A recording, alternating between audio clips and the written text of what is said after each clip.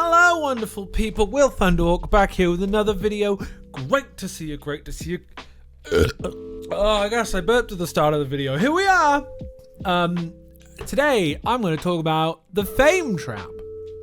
So what do I mean by that? What I mean by that is I feel like in the society we're in the world we're in, where we're at, it's all that this deification, I'm going to refer to it as, godifying the famous. This is nothing new. This has happened forever. But I want to talk about how I feel the specific mutation of the deification of individuals is really different now compared to it, however it has been in history. And I'm referring to the recent Louis Theroux documentary on the Manosphere, because in a way I think the chap HS Tiki Toki in the video is kind of playing into this idea of being famous, that being famous is more valuable above all else. I mean, Louis pokes at this and he's kind of like, hey,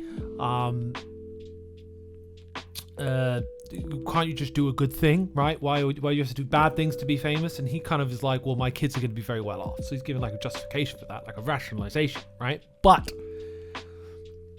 I almost feel like it's, as HS Tiki Toki himself said, it's all about the clout.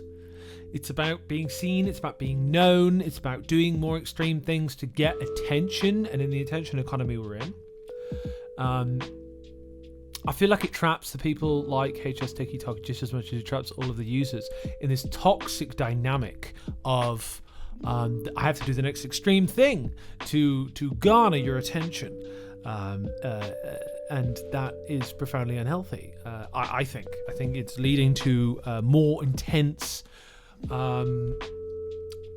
parasitic kind of relationship, right? That's going to get worse as each side eggs each other on, right? One of the reasons I don't care about the views on this video, and if you've seen any of my videos, they don't get loads of views, and that's totally fine with me. A lot of my videos nobody watches at all. No one might even watch this video, but I don't care, because the fame trap is something that I think we all fall into, and we all kind of feel and assume, damn, like, this is the way to be. This is how you should be. You should want to get seen. You should want to get famous. I think especially when you're a teenager and you want to find your group and you want to find the people you connect with and want to feel, cared for and understood, and you're entering into the era of personhood that you might not have had while you were a child because you were assimilated in the family unit. Now, you want to be famous. You want to be seen as the individual with clout, the man, right? And this is a trap. This is a trap psychologically that I think a lot of us run into, and I think it's always kind of been a challenge. I mean, there's been idol culture forever in one way or another. I mean, I think back to my mum. She really loved the infamous presenter of Deal or No Deal, Noel Edmonds, and that was like a big thing to be really into him back in the 70s when she was a kid, right? But now kind of all our lives revolve around our personalities, the people we see on screen. That's kind of our social group for a lot of people that don't have social groups now, right? That's where the foundations of our self are built. And I think that dynamic is crazy dangerous, and I think we're kind of seeing this with the further escalation of the Manosphere and the alt-right and etc. I think a lot of this comes from a lot of the issues these people have faced emotionally, that are just trying to like get something going in their lives that's like, I guess, feels valuable to them. Being seen and being heard is like an essential human need. Like, we all want that. We all want to feel like people care about what we have to say. I think it's why a lot of the language revolves around like, well, who asked? When people bat that stuff away, or no one cares. That just being an insult by itself. Nobody ever thinks about that. But when like somebody says, oh, no one cares, the underlying goal here is to have someone care, to give you that validation, right? And there's like a certain meta, you might call it, around what is the set validation required to be seen as a as a fancy pantsy bro with clout. And when you chase clout and you're a persistent clout chaser, I think all teenagers, a lot of teenagers, teenage boys, I'm talking about specifically here, my understanding of teenage boys, being one historically, because I think if the Manosphere was here now, like, and I was a teenager, I think I'd probably be pulled into it, if I'm honest with myself. I think I was just at the generation where the Manosphere wasn't a thing yet, so I kind of luckily skirted out of that, but I think I would 100% have fallen into the ideas that they put down. I even have a little bit historically myself, even as like an adult, with like healthy, positive relationships. So it's a really intoxicating idea, because it kind of gives the point that like men are men, and men should like do specific things. They should be providers. They should push hard and work hard. And I don't necessarily disagree with those values, but then like the idea of women being second-class citizens and treated as items, things to buy and sell, things to make money off of, to build out your business empire by exploiting other people, like I'm not really okay with that.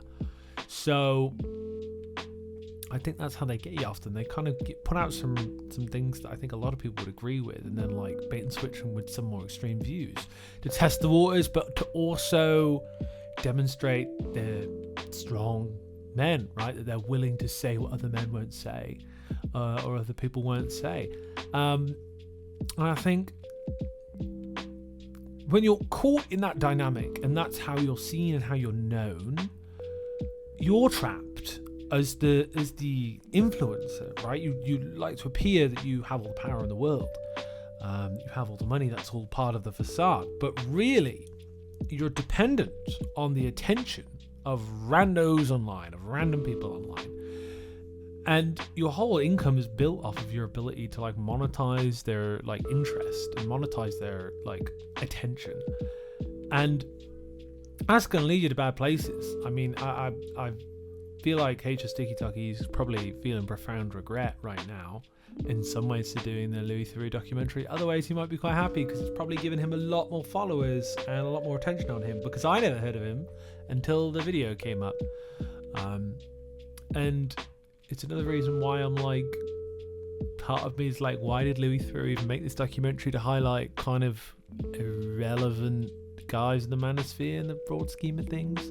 Like, I knew a decent amount about the Manosphere, and I knew Snako and Andrew Tate, Tommy Robinson, and etc. But these other guys, yeah, kind of irrelevant in the broader scheme of that idea. But maybe I was never that deep, guys. Maybe I was never deep in the Manosphere like that.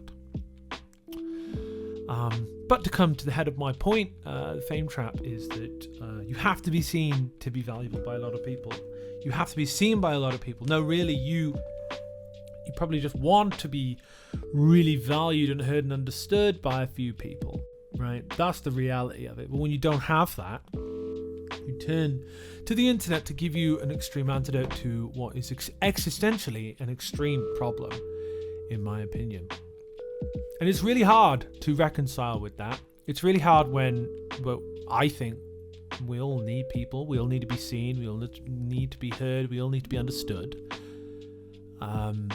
But ironically, the technology that's trying to keep us together is pulling us further apart, because we don't have space to really be seen and understood by people around us. Often it's impossible to be seen and understood by people around us, because people around us just suck sometimes and they don't care to. That's a real problem for a lot of people, and it I think makes these echo chambers worse, because I think a lot of young men feel out of control, feel like what's the point in them, and I empathise with that, being a man who is probably by internet standards a boomer, but actually in normal IRL kind of still a kid. Not a kid, like a young adult. I'm 31, so say what you want about that. But that's where I'm going to leave it for today. That's my opinion on the fame trap. I've been Will Thundertalk. You've been wonderful. I will see you in the next video. Take care.